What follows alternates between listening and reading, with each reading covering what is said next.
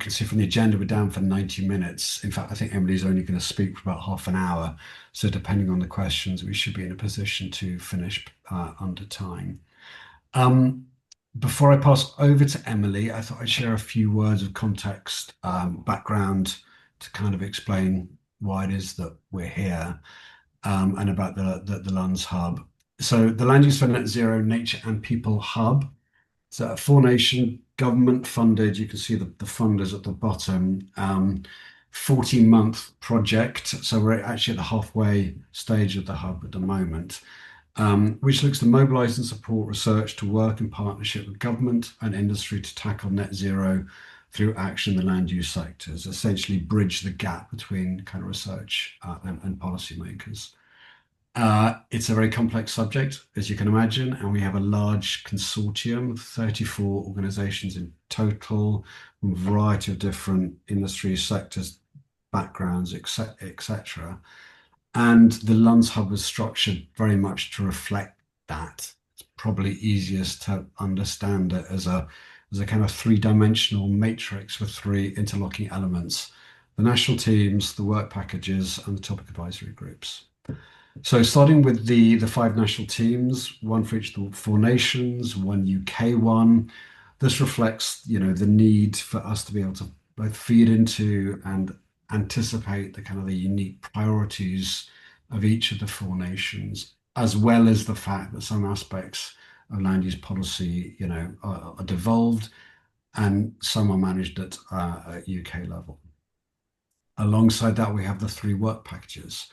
So work package one, the Agile Policy Centre, this is, as it were, the responsive aspect of the hub. The Agile Policy Centre receives what we refer to as cool downs from each of the four nation government departments, where they need, as it were, specialist knowledge and insights, which are then passed on to one or more of the 34 consortium members to answer according to their very specific, particular expertise and insights.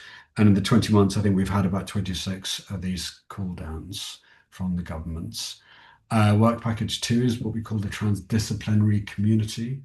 This looks to bring in as many diverse voices and perspectives from across the land use sector. And I'd like to draw your attention in particular to the big tent event that the work package is organising in Llandudno in Wales on September the 18th, which will explore relations between land and land use change with a particular focus on contemporary experience in Wales. So if you're in the area, if you're interested in the subject, if you're particularly interested in the Welsh perspectives, do please come along. And I'll ask Zach if you could put a link to the registration to that in the chat. That would be great. And then finally, there's work package three, which is the Net Zero Futures platform, which is in many ways the kind of the core of the hub's work. It looks to establish a comprehensive set of plausible and innovative steps or pathways required to reach net zero, while also delivering co-benefits for nature and people. So it explores the kind of the different levers, different inventions needed to be employed to achieve this, identify, who needs to drive them, when they need to be achieved, and as part of this account for all the different drivers of change, different potential benefits, the trade-offs across social, economic, and environmental outcomes. And then finally, we have the topic advisory groups, which look much more proactively at this, issue of land use change and explore the subject according to what we've identified as a kind of the core themes. And we got the 7 ones there. Principal ones are agricultural systems, soil health and carbon dynamics, and land use change. And then the green finance topic advisory group is one of the 7, and that's led by Anya, and that's the host, as it were, of today's event. So why this event? I guess it's fair to say that, while the focus of the Lunds Hub is very much on policymakers and anticipating policymaker needs and requirements, it's also very important that, we note that the land use industry, especially those in the kind of the food and drink sector, very much share the same objective as governments as they look to support the transition of the sector to a more resilient, regenerative, sustainable future. And as such, they're faced very much by the same kind of challenges as governments, as they look to understand how to act, and the same questions in terms of how to make the decisions that they need to make. And this includes things like, the scientific evidence they use to support their actions, where to invest their money, what other types of support to offer the land use community, the data they collect, in what format, whether to focus on carbon, water, biodiversity, the communities that they source from, and how. So a huge amount of kind of crossover. It's almost as if the private sector and the public sector are kind of operating on parallel tracks here. And we wanted to explore this. It's important to note that while the private sector might share the same objective and are faced by the same challenges, answer the same questions, their approach is quite often driven by very different drivers. So that might include, things like profitability, competitiveness, supply chain dynamics, customer expectations, and also this very important factor of the kind of the global and national reporting requirements, in particular scope 3 emissions reporting, all of which very much influence the steps that they take and how they spend their money. So we felt it's really important that stakeholders inside the hub and outside the hub understand and get a kind of grasp of this community and understand their perspective and the influence that they have on the land use community. And as luck would have it, a report was published earlier this year, funded by DEFRA and DESNAS, on exactly this topic. So it's entitled Within Value Chain Mitigation, How Organizations Can Reduce Their Scope 3 GHG Emissions Via Their Agricultural Supply Chain. And I'm very pleased to pass over now to its author, or one of its co-authors, Emily Scott from Three Keel, to talk us through it. Thank you very much, Matthew. Thank you for the kind introduction.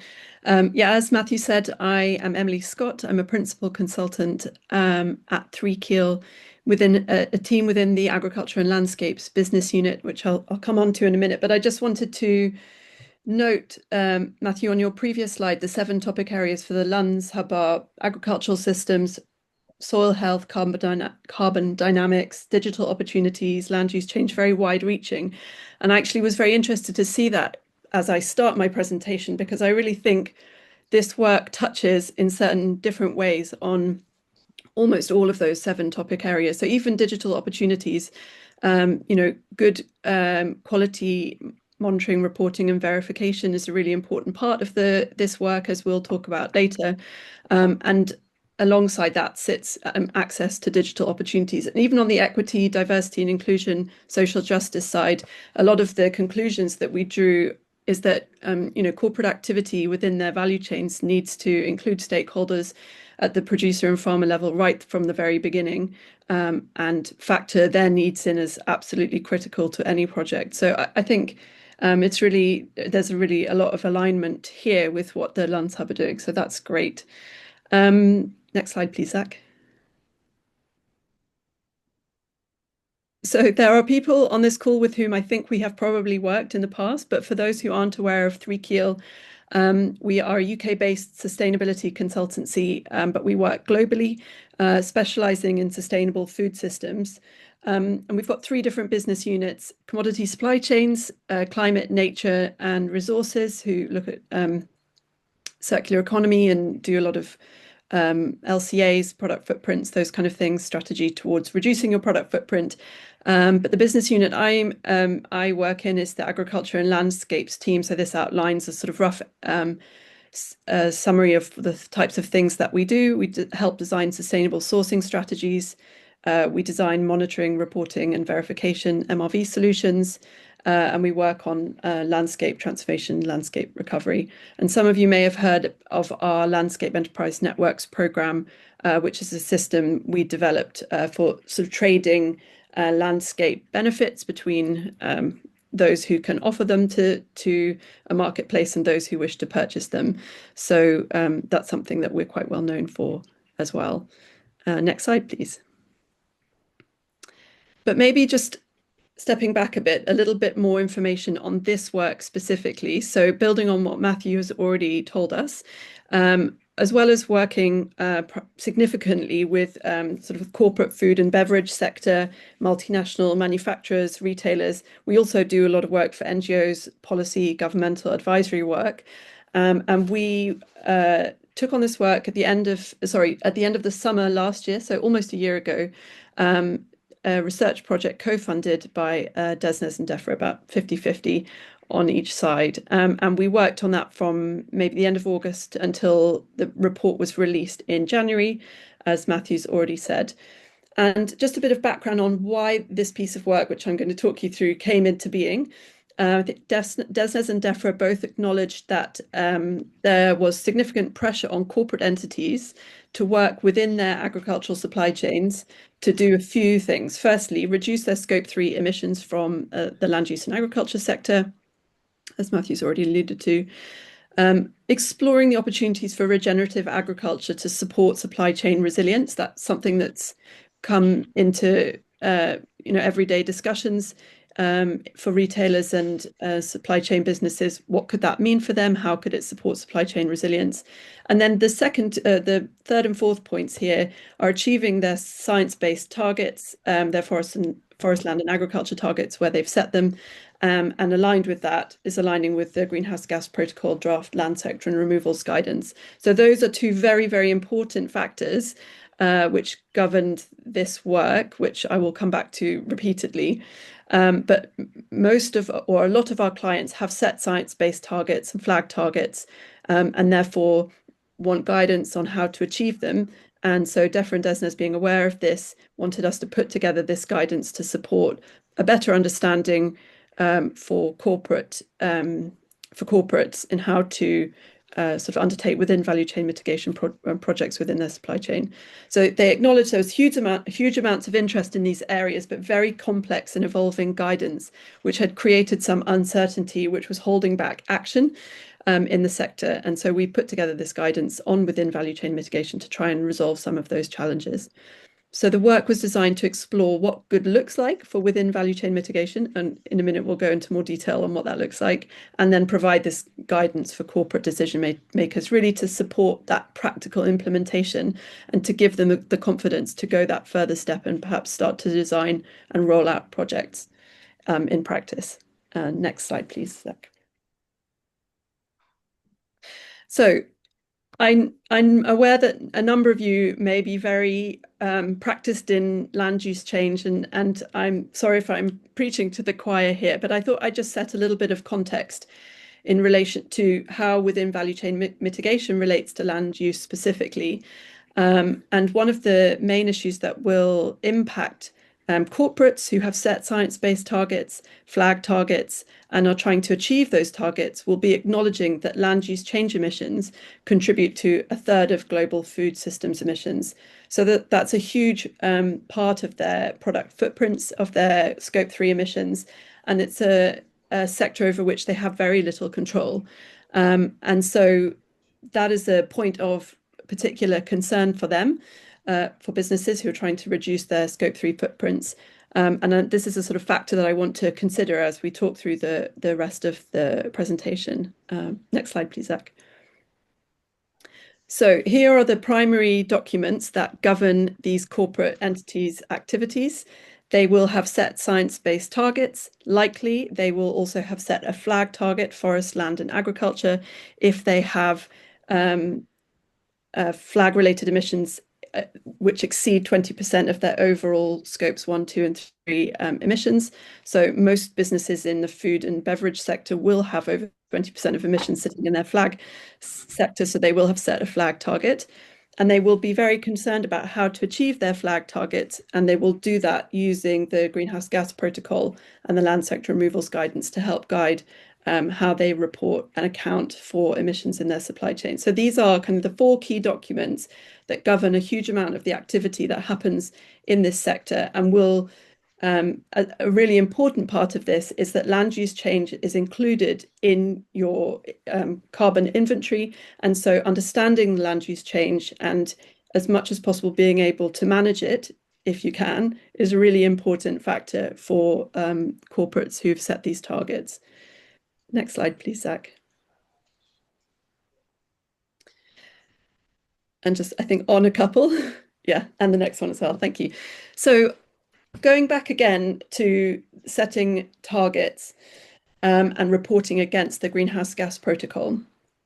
I think the point that I'm trying to pull out here is that data is absolutely essential, both to land use change, and also within value chain mitigation. So that's really the kind of the crux on which this whole presentation depends. If you would like to meet your greenhouse gas, your scope 3 targets that you've set, you need to understand your data, where the emissions are, where your emissions hotspots are.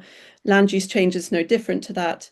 And one of the issues here is that typically land use change emissions data in greenhouse gas reporting is based on an LCA database, which uses statistical land use change metrics, which are kind of secondary emissions factors, which will be taken there sort of at country level. So if you're investing in your supply chain, then you really want your activities to be reflected in your scope 3. But if you're using a secondary emissions factor or statistical land use change metrics, then all of the great work that you're doing within your supply chain won't be recognized in your overall footprint. So what the Within Value Chain Mitigation project is about, and what the point I'm trying to make here is, what we're trying to do is support businesses to collect data within their supply chain, to build stronger supply chain relationships, to break down barriers to traceability, to increase transparency, to enable businesses to have more of the primary data that will allow them to account for the work that they're doing in their supply chain to reduce their overall emissions. So again, it comes back to this key point. Can you collect the data that you need in your supply chain that really reflects the activity that you're doing with your supply chain partners? Next slide, please, Zag. So the final point on land use change and sort of technical LCA data is that, as I said already, the widespread use of statistical land use change metrics, which are embedded in LCA data, have real limitations because, as it says here, it's limited to country level averages. But if you're working within your supply chain in country, you want to be able to recognize direct land use change metrics. And that to do that, you need to have the data that you need to really show the activity that's taking place. Next slide, please, Zach. Yeah, so as I say, the statistical land use change presents real challenges if you're trying to reflect the true emissions reductions in your corporate GHG inventory, because it's not going to show any of the, as it says here, the deforestation and conversion-free investment benefits that you have made in your supply chain. So the focus here, and I think what I want to bring this back to again, is around data, collection of good data, which really helps businesses to reflect the activities that they're doing, which will reduce their emissions overall. Next slide, please, Zach. So having said all of that, I'm not an expert in land use change, but I do work with corporates who want to reduce their emissions overall and meet the targets that they've set. And land use change is a really big part of that. But as I said, what's even more significant is the key enablers for accurate reporting. And that applies to within value chain mitigation, to land use change. And what they need to enable accurate reporting is accurate supply chain data, enhanced traceability so that you can match up the actions in your supply chain with your actual supply chain, and then relationship building within that supply chain to foster, again, that enhanced traceability and data sharing. And if you can do all of those things, then it really supports achieving those corporate goals that we've already talked about. It can support you in reducing your scope 3 emissions, understanding how to incorporate regenerative agriculture, and it helps you to achieve your targets in alignment with the Greenhouse Gas Protocol draft land sector removals guidance. So that's a kind of our overarching summary. And I'm now going to move into talking you briefly through the Within Value Chain Mitigation report to show you what we explored and what we found. Next slide, please, Zach. So the goals of the project, so this is the DEFRA and DESNA's work. What we're doing is we're providing advice on the practical implementation of within value chain mitigation interventions for corporate decision makers. So as it says there at the bottom, the intended audience, as I've already referred to, is corporate decision makers, chief sustainability officers in downstream agriculture and land sector businesses, so processors, retailers, manufacturers. So any organization that will have a substantial scope 3 footprint. And I've put there where it says within value chain mitigation an asterisk, use of within value chain mitigation terminology to be discussed. And that's partly because there's lots of terminology for WVCM, one of them being insetting. But the reason we use within value chain mitigation, as I will explain it a little bit more later, is because it really anchors the action within the value chain. And that's what makes it compliant with the land sector and removals guidance for corporate accounting purposes. So it needs to be within the value chain, with alignment with the definition of what within value chain looks like, according to the LSRG. So that's a really critical part of this. You could use the term insetting, but it's much broader, whereas we felt within value chain mitigation was very specifically boundaried by the value chain. So beyond that, the goal of the project was to set out best practice principles, which I'll talk through shortly. And then we also designed a couple of commodity specific illustrative scenarios for WVCM. One was cocoa in Ghana and the other was UK beef in the UK. And we can very briefly talk through those at the end of the presentation. And as I said, the key was that we were writing guidance that was intended to align with the Greenhouse Gas Protocol land sector and removals guidance, and really focusing on implementation. Now, I should just say at this stage, I am aware the land sector removals guidance is still in draft form, and we don't expect it to be finalised until the end of the year. And that has presented ongoing challenges in terms of defining action in this sector. But we feel that we have a relatively good sense of what that might look like and don't anticipate significant changes. And we were able to speak to the WRI as part of our work to get a sense of where the LSRG will end up. So it's possible there may be some changes, but hopefully we're roughly on track.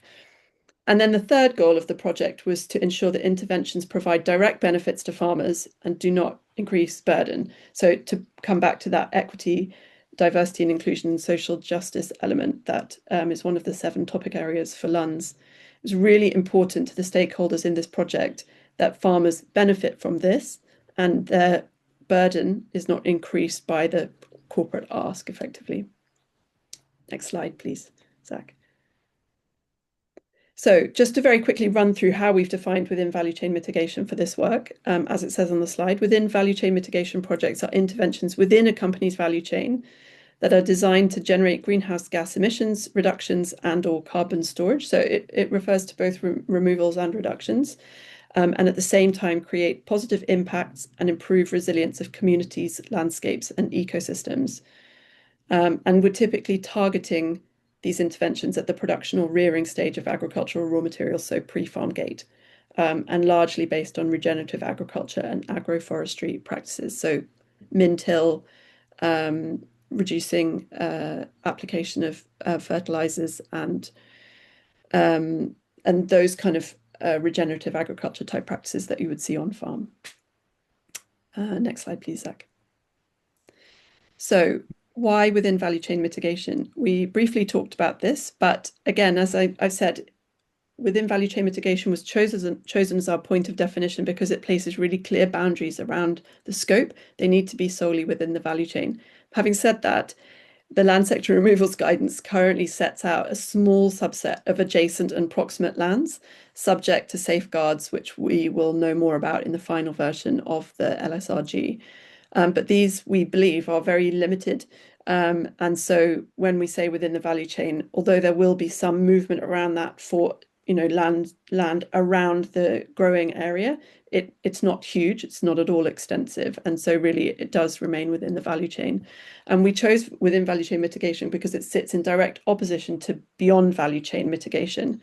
So they are opposed. Beyond is definitely not in the supply chain, within is. And as I say here, insetting is a commonly used term for activities that is a sliding scale. It could include some within value chain mitigation and potentially some VVCM as well. So the spatial boundaries for WVCM are very clear, and that's why we chose this language. The diagram below, I think, was in the report itself. I think it's just a helpful tool to note that there's a cutoff between within value chain mitigation and beyond value chain mitigation, whereas insetting is more of this sliding scale, and that for within value chain mitigation, it ends at the sourcing region of origin. So if you don't have a sourcing region, which could be to a mill or to a cooperative, then it can't be within your value chain. You need to have that sense of where your product comes from. Next slide, please. So just a very brief outline of how we developed the report. Step one, firstly, we undertook a literature review to understand why organizations might want to engage in within value chain mitigation. We looked at the current guidance to identify gaps which cause doubt or lead to inaction. And then we looked at a range of draft principles for best practice which currently exist for within value chain mitigation or the voluntary carbon market. So there's plenty of principles for best practice out there already. So we had a look at those to understand what the market was interested in already. We then refined our findings from the initial literature review into some very high-level initial principles with the support of our very active advisory group.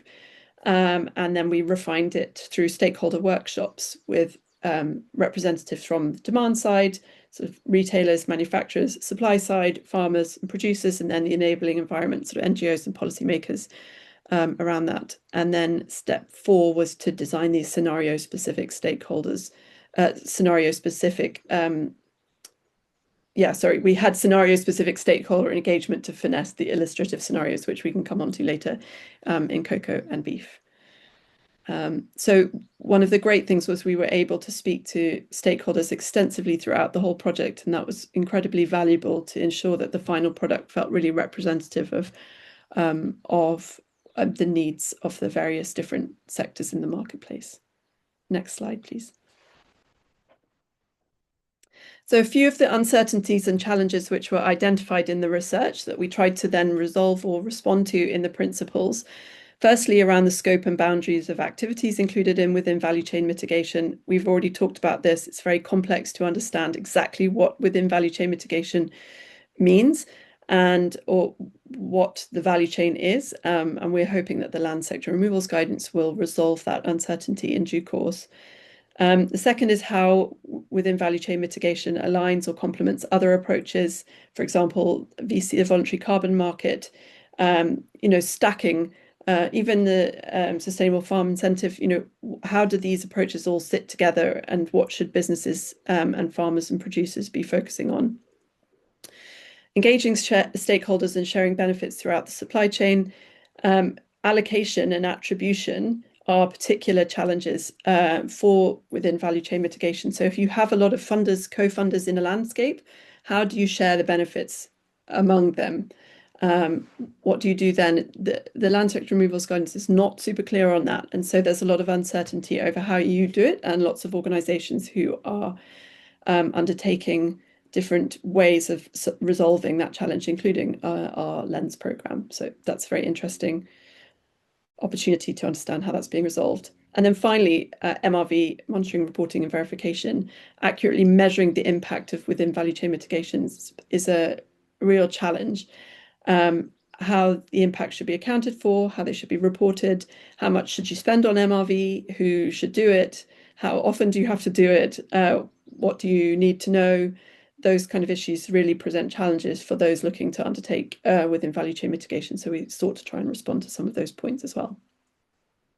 Next slide, please. So having said all of that, I now will just move briefly into discussing the 3 principles and the sub-principles that sit below them. And then we will have a quick look at the scenarios, and then we can move on to questions. Zach, next slide, please. So principle 1 is around maximizing impact. So on the ground impact for within value chain mitigation is maximized through pre-competitive collaboration within the value chain with efforts directed toward delivering multiple outcomes. So this principle is really focused on not having carbon tunnel vision and not working alone, because we know that a lot more can be achieved working collaboratively and focusing on a range of different outcomes. Now, our first recommendation that aligns with this is really around targeting sourcing regions with the greatest potential impact. And to achieve this, you need to assess materiality. You need to understand the risks in your own supply chain. You need to target high risk high impact supply chain, and drawing on assessments, impact assessments, for example, that you may have already undertaken within your own business. Where do you know that you have significant emissions or a significant quantity of product, or where do you have the best traceability, and how can you target that to undertake activity to reduce emissions in that sector? Recommendation 2 is around designing activities to achieve multiple outcomes beyond climate mitigation. So that could be nature outcomes, soil, health, biodiversity, and this really needs to be co-identified and co-designed with the farmers and producers working on the land. Otherwise, it won't necessarily accurately reflect the needs of that particular landscape. So throughout these principles, we really advocate for involving those who, farmers and producers prior to project inception. It's really important to understand what other outcomes you can achieve, as well as carbon benefits. And that relates also to some of the other principles as well. So the third recommendation is leveraging pre-competitive collaborations to deliver activity at scale. So this is really around partnering either with local project developers and suppliers or other supply chain actors to really maximize scale and impact, but also opportunities for collaboration with government, with financial institutions, with NGOs who are operating in an area. Essentially, work together as much as possible, because a lot more can be achieved that way. We feel that this is really important. And although there are, as I alluded to in the previous section, significant challenges around issues like allocation of carbon benefits, if you're working collaboratively, I think there's much more to be achieved if those problems can be worked through, and then the sort of benefits can be maximized. So next slide, please, onto principle 2, which is around supporting farmers. So within value chain mitigation activities really need to support farmers to build resilience in a changing climate and provide value to farmers by ensuring they're fairly rewarded for engagement. And this is something that developed really strongly as we went through our stakeholder engagement, not just from the supply side, but through the demand side and the enabling environment stakeholders as well. So, coming back to the point around co-developing activities with the supply chain, you really need to tailor within value chain mitigation type activities to the local context, and this needs to be done alongside farmers. And I think this really ensures longevity of projects, feasibility, risk sharing. We really feel that projects need to align with the reality on the ground, and by operating transparently and collaboratively, it builds trust and can improve outcomes for the project. And secondly, farmers must be fairly rewarded for engagement through fairly distributing the value gained. So point 1, farmers should always have the ultimate decision as to whether to be involved in a within value chain mitigation project or not. And secondly, any value which is derived from that project needs to be fairly distributed to all players within the sector, not just the corporates who designed the project. And I think there is, alongside that, a wide range of incentive models which can be looked at to help de-risk transition to sustainable farming for farmers. So you could look at things like short-term transition payments, sustainable crop premiums, payments on delivery of specific outcomes on farm. So these issues really need to be mapped out with farmers in advance, and farmers need to have the ultimate decision as to how they want to proceed. Next slide, please, Zach. So the final principle is around the use of robust and proportionate MRV. So MRV is essential. It's complex, but we feel that robust MRV is really important to quantify the outcomes of within value chain mitigation. But the MRV also needs to be balanced, harmonized, and proportionate to the overall project, particularly in relation to cost, because MRV can be very expensive. And there are 2 sort of key factors there. One is monitoring project impact to support adaptive management, so enabling flexibility as you go, and also taking a view that may be slightly wider than the project itself, so a wider landscape view to safeguard against the negative outcomes of the intervention that you're undertaking. And also then the MRV is proportionate to reporting requirements with metrics selected in collaboration with farmers. And the thing that I think is really important here is to help select metrics that help farmers see the value for themselves or understand the benefit of that data to their own business. So really delivering value back to farmers as well.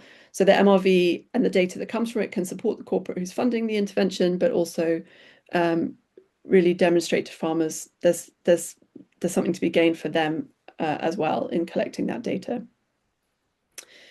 So those are our 3 principles and the 7 recommendations that sit under them. And I think they're really applicable for within value chain mitigation. And I feel they're really robust and sort of defensible. And we really feel very confident that this represents what good looks like for within value chain mitigation. But I think also for any supply chain intervention, these are really strong and robust principles that the supply chain should be looking at when working with suppliers. So finally, we just move on to the last couple of bits, which is the illustrative scenarios. Firstly, beef in the UK. So at the very end of the report, what we wanted to do was just to outline for businesses who might be looking to invest in within value chain mitigation projects, what types of issues should they be thinking about? Where should they focus? If they want to work within the UK, what are the issues that might exist there? If they want to work in a forest risk commodity crop like cocoa, what might that look like for them? So we chose these 2 illustrative scenarios to just give a rough outline of the types of things that businesses might want to think about. So we mapped out a sort of standard supply chain for beef in the UK. As you can see here, it sort of maps through from calf through to beef finishing, abattoir processor to the consumer. And we felt the key areas of challenge are traceability, as with basically any product that goes through a retailer in the UK and in fact globally. So traceability for beef in the UK isn't actually too bad, but or too difficult to establish. But cows change farms quite often when they're young, and so traceability can be a challenge, as it can for any other product. Additionality in the UK, the extent to which within value chain mitigation projects need to be additional to SFI. So we already talked about that in the context of kind of stacking. Allocation of outcomes across multiple funders or co-products. So, if you're purchasing beef, but someone else is purchasing offcuts for pet food, how do you allocate the within value chain mitigation across the different parts of the product, as it were? And then farmer engagement and support, knowledge building, what's the contract length, how often are you auditing and working on MRV with that farmer? So those are sort of an idea of 4 things that you might want to think about if you were going to launch within value chain mitigation project in the beef supply chain in the UK. And the report itself contains a lot more information on how you might want to do this, but this is just a little taster. And the next slide, please, Zach, is about cocoa in Ghana. Similar idea from the smallholder growing the cocoa through to the quite unique arrangement in Ghana where Cocoa Board, the Ghana Cocoa Board, is, I think, the purchaser of all the cocoa in Ghana. It's quite a complex arrangement, but how it sort of moves through the supply chain and eventually ends up at the consumer. So traceability, again, a complex challenge, perhaps more so in cocoa in Ghana than in the UK, and the role of that certification can play in supporting traceability. The role of the Ghanaian government. The local context. Ghana has an existing REDD+ strategy, so any projects that might be undertaking reforestation need to think about how that aligns with the overall REDD+ strategy and what the role are of NDCs as well. And then again, farmer engagement and support, knowledge building. In this case, access to farmers is perhaps more challenging. So, again, those are the types of issues that we wanted to pull out for businesses who are thinking about potentially launching some within value chain mitigation work in their cocoa supply chain. So there's a couple more slides at the very end which just demonstrate a couple of the graphics that we included in the report. One of the things that we wanted to do was make it as accessible as possible for businesses. If we go to the next slide, please, Zach. to be able to map their way through within value chain mitigation. So this process map, sort of indicates where you need to start off according to the principles. You conduct that risk and materiality assessment. You engage your stakeholders. And so this is aligned with those three principles. So it's really just intended to support good decision making for businesses who want to undertake this kind of work. And the next slide just talks about the different stakeholders that you would want to involve at which stage in the process and who has high involvement and low involvement. So just to give a sense that it's intended for really practical application. So yeah, if you were ever to come across an organization who is looking to do this in their supply chain, we hope that this would be a really useful tool that would help them make good decisions as they embark on their within value chain mitigation journey. But for now, I will pass over to you, Anya and Matthew, for Q&A. Oh, here's the spatial boundaries that you've already seen. Thank you very much. It's a fascinating report, extremely useful. To our audience, please raise your hand if you'd like a question, and if you don't want to do it in person, please pop your question in the chat. Matt and I will be now sort of supporting each other in this section, and let me start with a few questions. What really strikes through it, it's how much it's related to farmers' engagement, right? How much they really need to see that this is to help them, that it's not only to burden them. Yeah. So what it's really important that those principles and mechanisms that will be based on them create trust. Yes. Right? That farmers really believe that what they do today, they will be paid for tomorrow.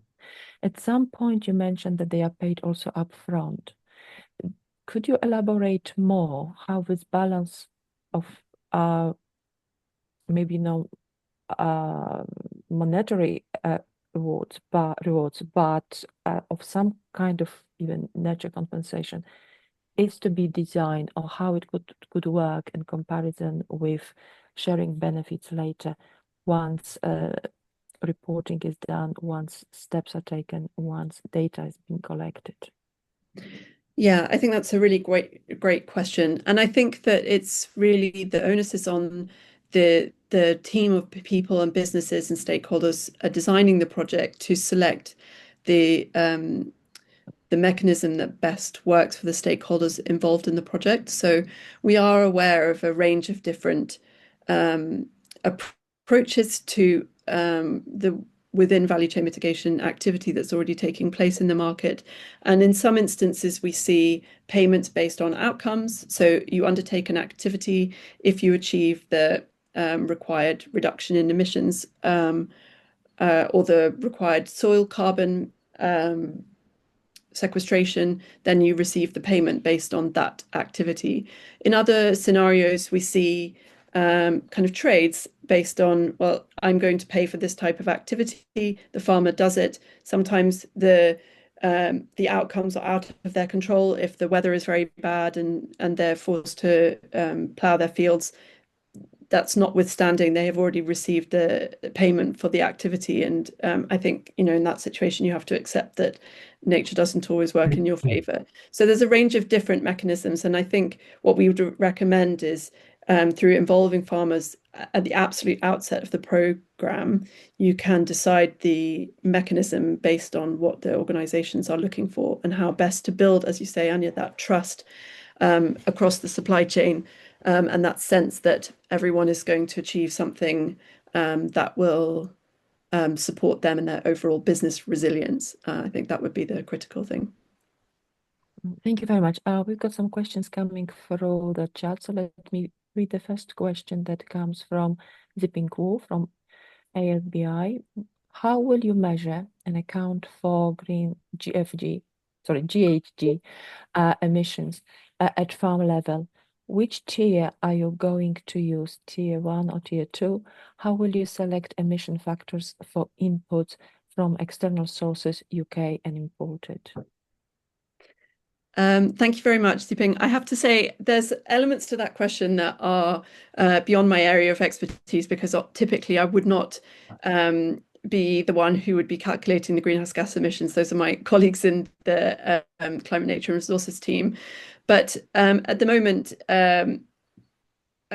businesses would be typically using secondary emissions factors for calculations of emissions at farm level. And I think part of what we're trying to promote here is the more data that you can collect from farm, it allows you to use primary data and design an emissions factor that reflects what's actually taking place within your supply chain. And then you can use that emissions factor to reduce your overall scope 3 footprint. So I can't speak to the tiers specifically, but the goal would be to collect the primary data to allow a design of an emissions factor that reflects the reality on farm. What will be done to make sure that the data that is collected is shared? Because it's very easy to go into processes that duplicate themselves and increase cost enormously. And sharing data and helping farmers even to cooperate on collecting data will be vital. Yeah, so definitely. what steps, what measures will be taken to support that collection is done in a collaborative way, and that the data, once collected, it's not restricted to one collecting point, but it's available on a broader scale?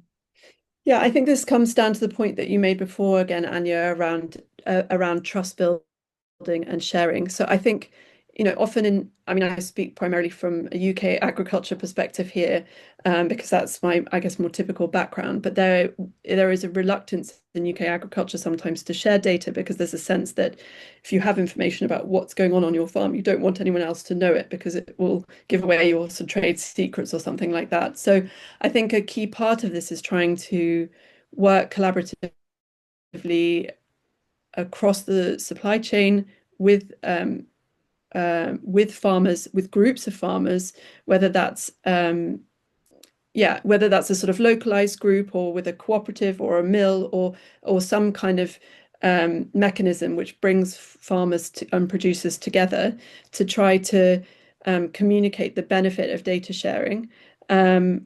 I think that's pretty critical to breaking down some of the communication barriers on this and enable better data sharing. And I think as a matter of best practice, what we would suggest is that, successful projects need to be sharing impact data to demonstrate the benefit of the activities that they're undertaking. If projects are pre-competitive, then that's something that collaborative and pre-competitive, then that's something that organizations will feel more comfortable with rather than sharing data from their own projects. So we encourage as much as possible in the sort of theme and narrative of the report that we're looking to break down trust, share information, make information publicly available, and to generally kind of break down those barriers that prevent information sharing. Thank you. Julie, you wanted to ask a question. Yeah, thank you. Thanks very much, Emily. It was a really fascinating talk, and it resonates so much with the work we've been doing in London and in our footprint project as well. In fact, we just had a workshop this morning with some Scottish farmers talking about this very topic. I was interested where your recommendations came from, because they're quite strong on promoting farmer fairness and fair distribution and so on, and support. Did that message come primarily from the farmers, or did they have a voice within the supply chain as well? And linked to that, what was the feedback from the corporates about your recommendations? That's because a very historic. Yeah, sorry, you finished. Historically, they don't have a great reputation for supporting their the people at the end of their supply chain. So yeah, no, that's a really, really good question. And actually, it was something that came through. I mean, obviously, we came into this project with I guess some approximate underlying senses of what we felt might be the conclusions. I mean, obviously, because we work in this sector, but obviously you engage stakeholders as part of the project development process. And I was really interested to see that theme come through really strongly through sort of in the middle of the project, not from the beginning or towards the end, but right in the middle of the project. Various stakeholders said, we're not bringing the farmer perspective strongly enough into this. This needs to be much more of an emphasis. And that was just embraced throughout the project stakeholder team. We engaged probably 40 stakeholders. We had an advisory group with about 6 members across this, as I said, the supply side, the demand side, and then the sort of enabling environment, NGO type policy sector. And there was no pushback actually, and that partly maybe because the demand side stakeholders we were working with tended to already have some exposure to within value chain mitigation, or they were interested, or they thought they might be interested. And so there was already, to some extent, some acceptance of the type of environment that you would want to create if you were going to do this type of project. And so in that sense, we weren't pushing against a completely closed door. But yeah, I think that's a really good question. And it was not necessarily an outcome that I expected to come through with such sort of strength. But it's absolutely right that it should have done. And I'm really pleased that it's such a strong outcome of this work. Really pleased. Just to add from our conversations this morning up in Scotland, the perception is that at the moment, farmers are they get a premium in the supply chain for conducting an audit, but the sense is very much that this is going to become a requirement for them to be able to access the supply chain in the future, that it will be mainstreamed and they'll lose that premium, and it will just become normalized. Yeah, but I think I can see the concerns around that, but I think this is where I would want to be emphasizing the benefits of that data collection and information supply to the farmer or producer themselves. So of course it feels unjust that they should have to be doing something for someone else and then not receive any kind of recompense for that. But I think what we emphasize in the report really is that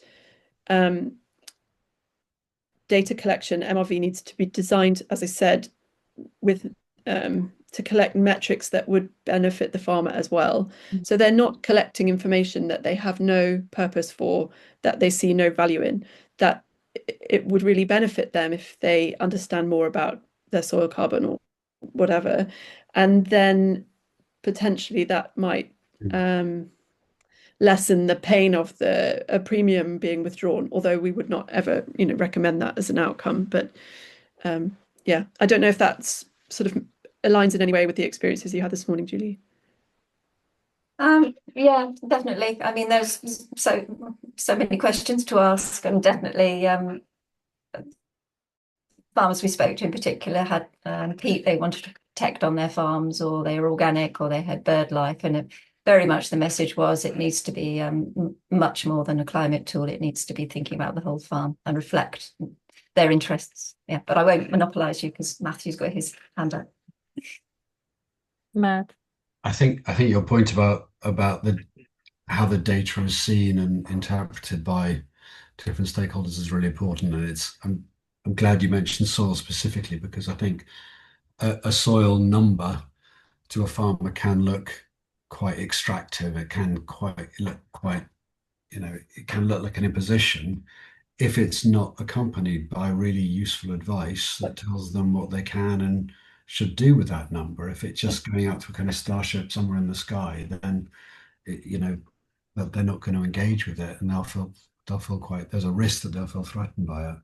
I two very cheeky questions. Number one is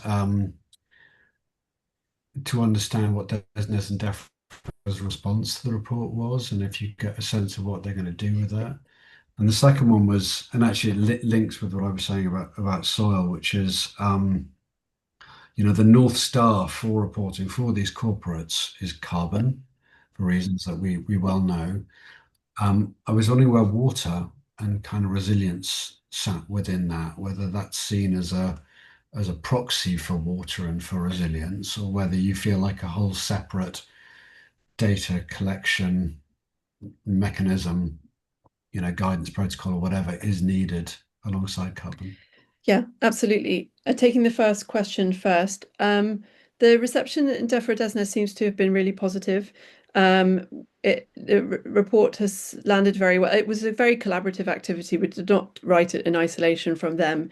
We worked very closely alongside both DEFRA and DESNZ throughout the report writing, and so it felt like we'd come to a really sort of well understood conclusion, which we were all in agreement with. So that was a really positive process. And then we launched the report in May with a sort of joint event with DEFRA and DESNZ, where Colin Mackey, who's their head of green finance, spoke, as did the equivalent from DESNZ. And that was a really positive process as well. In terms of next steps, I'm not sure. There's a lot of change in DEFRA at the moment. Budgets are changing. We're keen to maintain the conversation, but I would say outside of the UK government, we also just finished a report for Conservation International, which is not dissimilar to this work, but it takes a more expansive view of insetting. So it widens rather than just within the value chain, which is what DEFRA was limited to. It's more expansive. So that, if there is no indication that DEFRA and DESNZ at this stage are ready to take it forward, then I think the private sector definitely is looking to do that. So I see more movement in this in the future. And then to your point on water, we didn't talk specifically about water in the report, hardly at all, but we know that water is definitely coming up on people's agendas. It's a big part of the Lens programme, as you may be aware, and we have water companies who are invested in Lens. And I think more and more we will see companies designing water strategies, thinking about sort of basin management, those kind of issues. And yeah, I see that as being an important issue in the future. Yeah, definitely. I mean, it's an important issue now, but it's not something that we see corporates embracing quite the same way as carbon yet. Thank you. Any other questions? I've got a question, maybe a bit cheeky, maybe not really that easy to answer, but let me ask, how do you think that those principles can help development of net offset market and carbon offset markets? So development in a more structured markets that farmers can produce offsets at the same time, not only for in the supply chain for, let's say, supermarkets, but help them develop other sides of value of reporting and providing data. Yeah, well, one of the things that we say in the report is that farmers need to be supported to really understand the varying opportunities that might be open to them in relation to the carbon that could be removed on their farm, or reductions that they could undertake, mostly removals, I would say. And that if they felt like they did not want to participate in value chain activity and instead they wanted to sell that carbon benefit or removed carbon to the offset market, to the voluntary carbon market, then that is a decision that they need to be empowered to make if that's the way forward for them. So whilst we don't talk extensively about how to support farmers accessing that market in the report, because it's very much about within value chain mitigation insetting, what we do say is that farmers need to be empowered to make the decision that they feel is right for them, with all the information that they need to make that informed decision. So if they decide to package up their carbon and sell it, and then they won't be able to use the benefit of that in their own footprint, as long as they're aware of all of the pros and cons of that decision, that's up to them and they should be empowered to make that decision. So I think there just needs to be more information out there for farmers to help them make informed decisions in this area.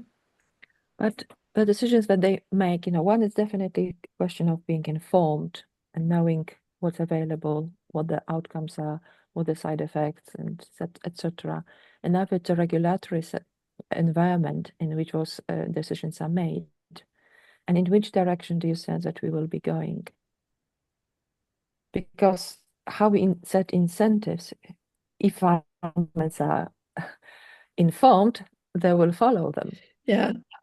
So now the question is, what incentive do we really want to create? It's a good question. I don't know. I mean, I see a lot more activity in the inset market, but that's because that's definitely what I'm exposed to. And I see growth in that market, but the voluntary carbon market is huge. And so I don't know. I can't answer that question, but I'd be very interested to open it to the floor and see what other people think. Anyone has view on that? Yes, please. What should farmers be incentivized Hi, to Guy. do? Oh, Yeah, go on. Go on. sorry. Hi there. I'm Helena Black. I'm at AgriCarbon, and I'm a soil scientist involved with MRV, and have some experience of the differences between the voluntary carbon market and Scope 3. So I'm not an expert, but I just want to follow up on Anya's question because I thought it actually highlights a really important thing here in that I think we also need to provide farmers and land managers in general with a better impression of the costs and the benefits associated with different opportunities for their carbon, soils or otherwise. And the reason why I say that is it relates to an article, Anya, that we published a couple of years ago on looking at soil carbon codes. Voluntary carbon market is not an easy place for single farmers to join. It's very expensive. It's quite labour intensive. It needs quite a lot of time and effort to follow through. And my experience so far is there needs to be enough momentum and a big enough project and a big enough group of people and enough interest and enthusiasm to really see that through to the end to make it worthwhile. This is going to sound really bad, but ultimately that no, not bad, but it's then quite tightly developed around a project developer or project programs that are willing to engage farmers in that. Whereas it strikes me with the value chain mitigation, there's already willing partners in there to bring together to actually engage farmers in this. So it's easier for farmers to go down this route, it might seem. Richard might have a different view to that. But the one thing I'm quite clear about, having spoken to lots of farmers about this, until they actually understand the details, it's an assumption that they can measure their carbon and they can go and sell it. And it is not that straightforward. And I really do think we need to have better education about the different intricacies of the different marketplace, different investment options. Yeah. Because it's Yeah, really not a absolutely. straightforward, easy route either way. Yeah, and at the very end of the report, there are some recommendations for future activity and aligned with different stakeholders who we felt should be taking them.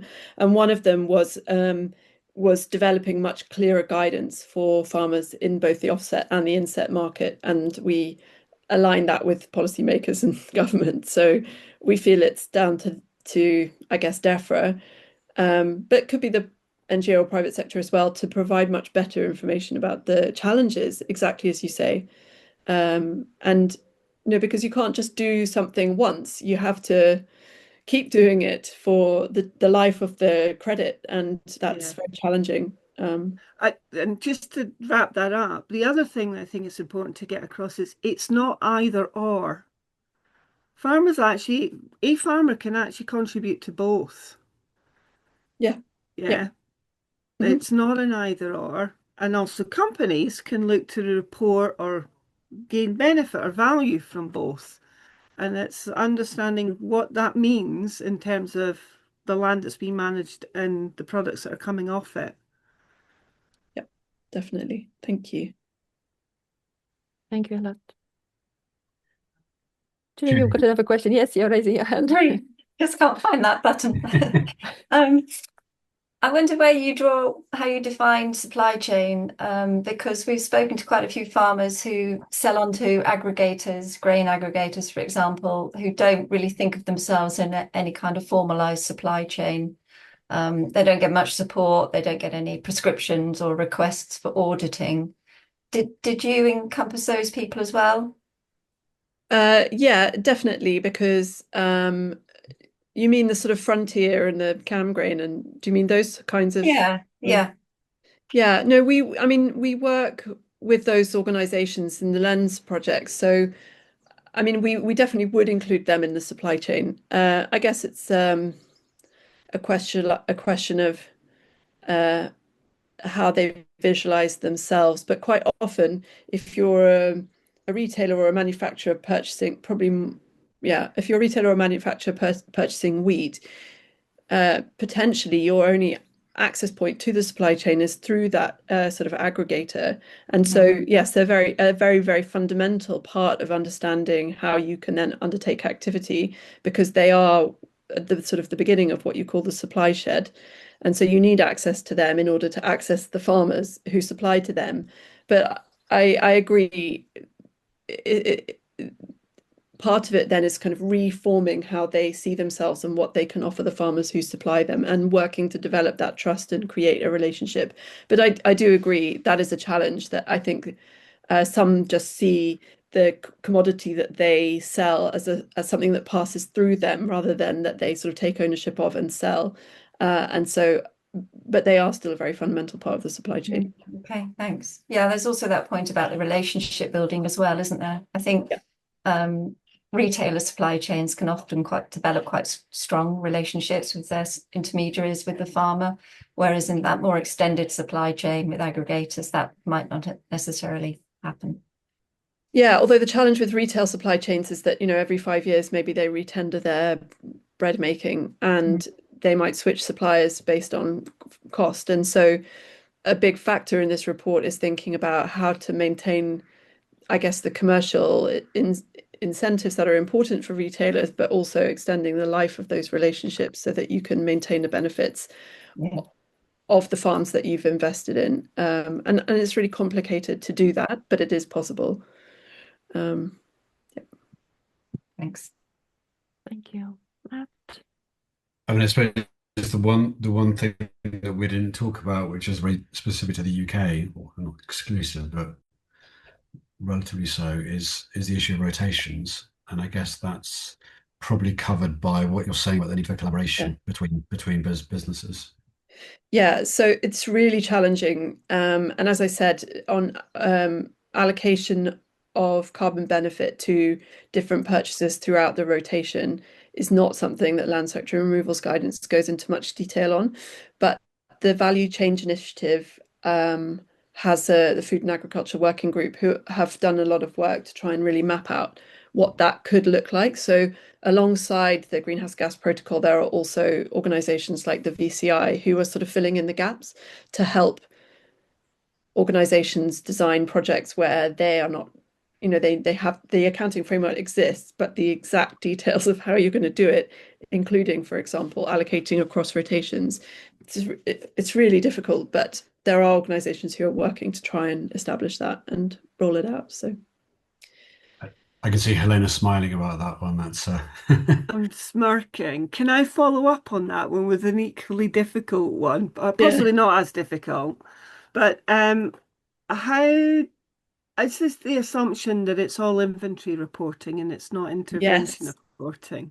Yes, this is one of my sort of favorite topics in relation to this. And I guess this comes back to the point about insets or offsets again. So this is all predicated on the fact that we're reporting using inventory accounting. Yes. And the reason why we've taken that approach is because the greenhouse gas, it's much more difficult to shoehorn an intervention type project into the greenhouse gas inventory sort of approach. And inventory and intervention accounting do not sit well together. And that's not to say they won't in the future, or there isn't a way to do it. There is, but it's not easy. And so through all of this work, we have recommended an inventory approach, whilst acknowledging there are organizations who would prefer to do it in an intervention way. But that's sort of, we've left that more to the offset voluntary carbon market. Great, thank you. Very much inventory all the way. And also we see a lot of benefit in that, because you can then pass the benefit of the intervention throughout the supply chain, so everybody can take, and that really aids collaboration, we think, and information sharing. Because if you're Sainsbury's and you want to collaborate with a farmer, you could do it with via your processor, via your manufacturer. They can all benefit if they work together in one project. So yeah, we see that as a real benefit of the inventory approach. Great, that's really helpful. Thank you. Thank you very much. Matthew, over to you. No more questions from me. That was been extremely useful, very interesting, very helpful well, personally for my understanding of this space. And it feels like, I think, quite a good platform for us to kind of continue this conversation throughout the next 20 years, 20 months. 20 months, I promise, of the We'll be Lunds talking about it in 20 years, probably, Matthew. of the Lunds hub. So look forward to hearing what else you're up to at Three Keel and any other insights you have to share. I think from a comms point of view, I think this workshop deserves a much, as it were, wider audience. So we will be pushing it really hard through our social media channels as soon as it's uploaded. And I think we'll try and summarize the chat as well, because there were some really good points made there. So when that's available, I'd ask all participants to kind of share the word with their stakeholders and their networks. But in the meantime, Emily, thank you very much indeed. Really helpful, very interesting. And yeah, I hope you enjoy a long, relaxing holiday on the back of it. Thank you. Thank you very much to everybody for their very insightful questions. Really good to get a conversation going. Thank you. Big thank you from me as well. Big thank you to you, Emily, to Matthew and to Zach for the organization on this side, and all the participants. Thank you for being with us and questions and keeping it so interesting and live. Thank you. Thanks, everyone.